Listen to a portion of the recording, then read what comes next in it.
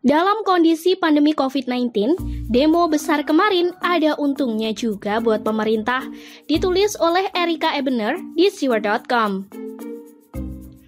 Jangan senang dulu dengan judul yang saya tulis di atas. Jangan berpikir saya khususnya atau Stewart pada umumnya jadi setuju dengan adanya demo kemarin. Tetap pada dasarnya tidak ada seorang pun yang akan setuju pada aksi demo yang anarkis. Tak ada yang setuju pada aksi demo yang merugikan masyarakat umum dan tidak ada yang setuju pada demo yang alasannya tidak masuk akal. Demo-demo seperti yang kemarin itu hanya untuk menunjukkan kebodohan. Dan demo menentang UU Omnibus Law adalah satu dari sekian demo yang dilakukan tak ubahnya seperti sebuah pertunjukan kebodohan pihak yang menjadi lawan pemerintahan. Mungkin para bandar dan dalang demo berpikir bahwa kondisi negara dalam keadaan diserang virus yang berbahaya menjadi satu keuntungan bagi mereka sebagai daya tekan pada pemerintah untuk memenuhi tuntutan mereka. Karena mereka berpikir, pemerintah pasti ketakutan angka kasus COVID-19 meningkat tajam karena demo dilakukan tanpa menerapkan protokol kesehatan. Dan karenanya, ini bisa menciptakan klaster baru, yaitu klaster demo. Pemikiran seperti itu memang tidak salah, tapi di sisi lain si bandar dalang demo ini pun telah menempatkan rakyat yang tidak tahu apa-apa menjadi bahan uji coba terhadap virus yang berbahaya itu. Karena bukan tanpa alasan seluruh negara di dunia menyarankan rakyatnya untuk menaati protokol kesehatan, yaitu menjaga jarak, bermasker, selalu mencuci tangan, dan menjaga vitalitas tubuhnya. Tapi yang namanya saran yang cuma sebatas saran, ditindaklanjuti syukur, tidak ditindaklanjuti terserah. Karena pada akhirnya, masalah keamanan dan kesehatan pribadi akan kembali pada keputusan pribadi masing-masing, bukan pada pemerintah atau pihak asuransi. Kondisi negara yang sedang berupaya mencari solusi memerangi virus corona, berbagai macam cara dilakukan, termasuk melakukan uji coba. Misalnya saja, uji coba melonggarkan PSBB untuk mengetahui apakah corona menjadi tinggi atau rendah. Terus ada uji coba vaksin yang menggunakan 1.600 manusia yang disuntik vaksin untuk mengetahui dampak dari obat pencegah virus corona jika PSBB 100% dicabut. Artinya ketika uji coba vaksin itu berhasil dan mulai diproduksi massal, lalu disuntikan pada semua orang sehat, maka virus corona tak bisa lagi mengancam dan masyarakat bisa mulai menjalani kehidupan normal. Bahkan terapi plasma konvalen saja bisa diterapkan sekarang ini dan terbukti menyembuhkan, juga melalui beberapa uji coba. Apa yang terjadi di lapangan, khususnya kota Jakarta? Pelonggaran PSBB ternyata mengakibatkan munculnya klaster-klaster baru, seperti klaster perkantoran, klaster rumah tangga, dan lain-lain.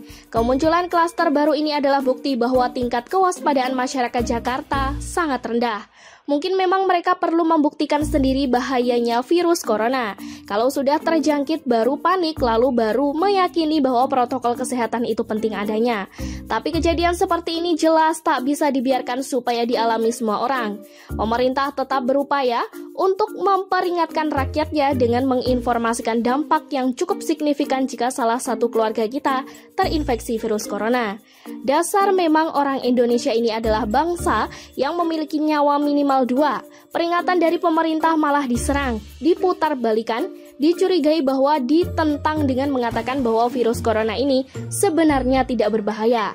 Tes rapid, tes swab, dan tes-tes lainnya dikatakan hanya akal-akalan pemerintah untuk menarik keuntungan. PSBB cuma menyulitkan perekonomian dan masih banyak lagi provokasi-provokasi pertentangan atas peraturan yang dikeluarkan oleh pemerintah.